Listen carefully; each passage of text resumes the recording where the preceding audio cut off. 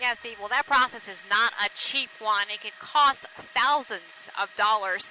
Taking a live look from Chopper 16, Police Chief Barbara Duncan says the potential project has been part of the city's budget for a couple of years now. Well, deputies with the Wicomico County Sheriff's Office are investigating 2 of those incidents right here in the county. There are some similar theft reports coming out of Sussex County as well. As Bill reported, police say they charged Scarborough after watching surveillance video.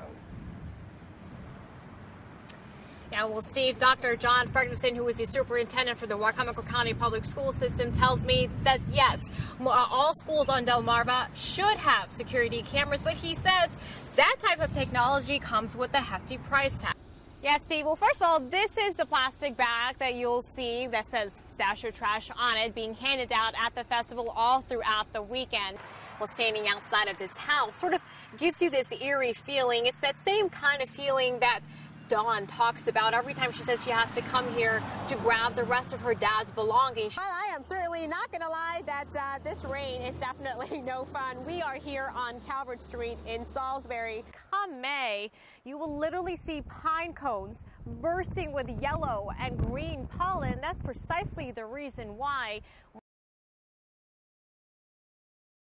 To some people, these homes may not be an unfamiliar sight. After all, they've been sitting abandoned, boarded up, and, well, lifeless. Plenty of them can be seen in Salisbury, on Jefferson, Lake, and Queen Anne Streets, and Buena Vista Avenue. The reason? Well, the Wicomico County Housing Authority says funding keeps getting reduced as the number of needy families goes up. Revenue generated through the low-income houses that we have, plus any funds we receive from HUD. Unfortunately, HUD is not supplying us with enough funds to maintain our level of sustainability to keep the homes that are vacant occupied. Many of these homes are for single families and cost thousands of dollars to maintain. Suzanne Brown with the Housing Authority says the agency received a mere $176,000 for all of 2013. That shakes out to less than $2,000 per unit a year. I would pay for water and sewer, trash, grass cutting because it is a vacant property, pilot agreement taxes, the operation to run property management. The agency also says the average cost to renovate one of those single-family homes and make it livable is estimated at $25,000 to $40,000 each. In response, HUD is offering what's known as a Rental Assistance Demonstration Program, or RAD, which is a loan and not a grant. As part of the RAD application, we already had to have a letter from a local bank that was willing to participate if we were awarded to participate and move forward with the loan. There are also in-house expenditures to note. Administration costs were close to $632,000. Housing assistance was more than $1.5 million. Maintenance and operations at $520,000. The total expenditures for 2012 were nearly $3.7 million. The Housing Authority was able to rehabilitate 4 homes in Buena Vista, but there are many more in need, and the process is a slow one. That HUD is getting out of the public housing business. That's this grant, this program that operates these homes, because they have done their due diligence, and it will cost billions for them to renovate homes across the country. Despite this funding, the money is still not enough to maintain these roughly 300 properties under the Housing Authority's care. Breathing new life into Newtown. That's the idea behind turning some of these foreclosed, abandoned, or even occupied homes into a bed and breakfast. That's if enough people drum up support to change Salisbury's current zoning code. City Council President Jake Day says he's heard the plea and is willing to help make it into a reality. And it's difficult for a single family, which is really the allowed use on these properties, to move into and take care of a 5,000 square foot home with 6 bedrooms. So this is one of those opportunities to create something, to allow something in a neighborhood that's currently not allowed. Jeff Smith, who's not only the vice president of the Newtown Association, but is also an advocate of the idea. After all, he's the owner of this Victorian-style home off of North Division Street, which he may want to turn into a bed and breakfast. What it would do for Salisbury is increase tourist traffic in Salisbury, heritage tourism, which is a huge economic market, which will be a great benefit to Salisbury. Meanwhile, Mary Kay Gibson says she is right smack in the middle of a few of the homes that may turn into a bed and breakfast if the city ever allows it. Gibson is not completely against it, but she says she has some mixed feelings. Would be additional traffic in the back, additional noise. I would have no privacy in my own backyard. While it seems that both sides may have a valid point, City Council still has to choose one.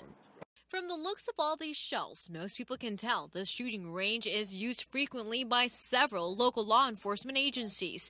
When they practice, the lead pellets drop into this berm.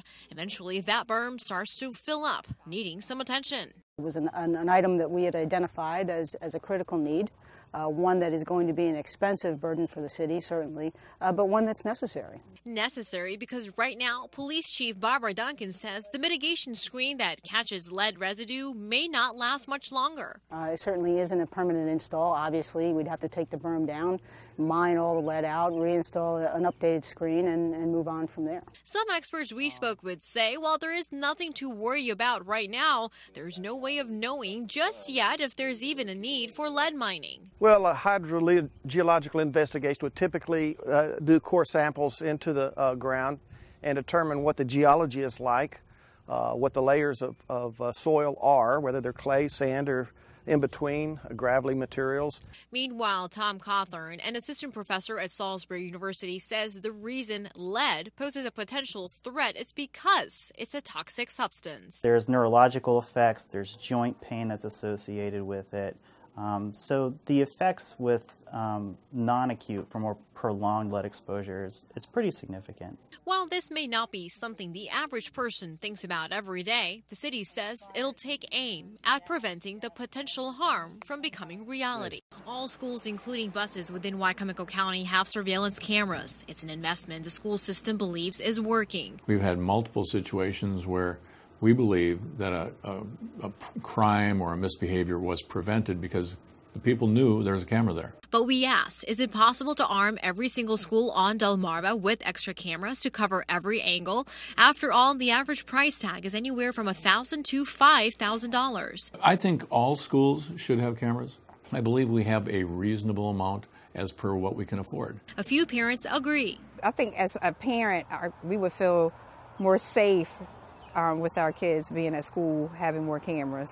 It's just like a security feeling that, you know, while I'm not around, there's someone else watching my child. We also reached out to other school systems, including Somerset, Accomack, and Worcester counties with the same question. In a statement to WBOC, officials with Worcester County Public Schools say, quote, the highest levels of safety are achieved in layers of protection, and we share this belief with other school systems. An armed school security deputy, security cameras, and a culture of awareness, communication, and vigilance are all components to safe schools. Meanwhile, according to the Wycomico County Sheriff's Office, this week's incident was not caught on camera. However, authorities say the suspect is seen by a camera grabbing his victim by the arm before moving out of frame. That's why some other parents say surveillance cameras are not always successful in serving their purpose. I mean, we should be responsible for our own actions. I mean, if anything, somebody should be watching them live. You know, if there was a live stream and there was somebody watching every television screen, that would make more sense. That means no matter how many cameras are in place, there needs to be adequate manpower to monitor its function for the investment to pay off.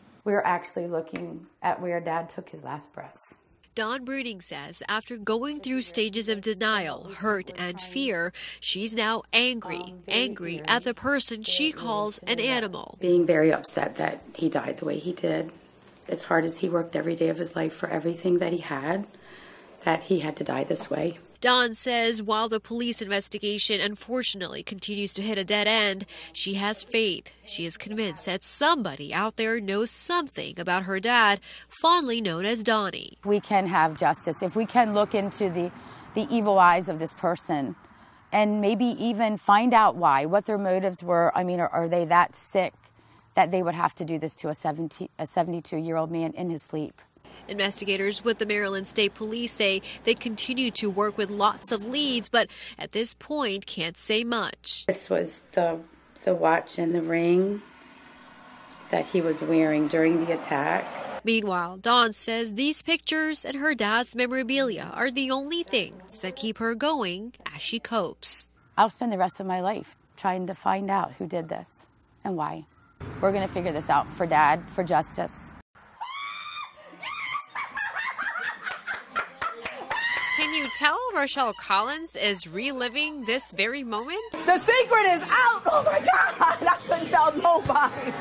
That's because the CBS show was taped a month ago. Rochelle was on a girls' trip to Los Angeles, complete with the things to do itinerary. On the list, get on the Price is Right game show. There was a lot of interesting people there, so I didn't really think I was going to get picked.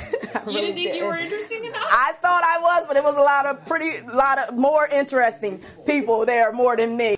This is how they call you. And try keeping this large name tag hidden in your closet, but Rochelle managed to do it. I love that you have only one letter as a first name. Yes. Did your mom do that, or did you change it? I changed it. Besides being the winner, Rochelle says her other big highlight was, of course, meeting Drew Carey. So down to earth. I think I actually pushed him when I won. I don't know. I can't remember everything that happened. Yes! Woo! Rochelle says her excitement may be over the top and hard to contain, but besides the obvious, there's a true reason why. Because dreams come true! Oh my God! I've had so much bad luck in my life. It's a story of taking a chance, hoping the end result would in fact be Guess what? guessing the right price.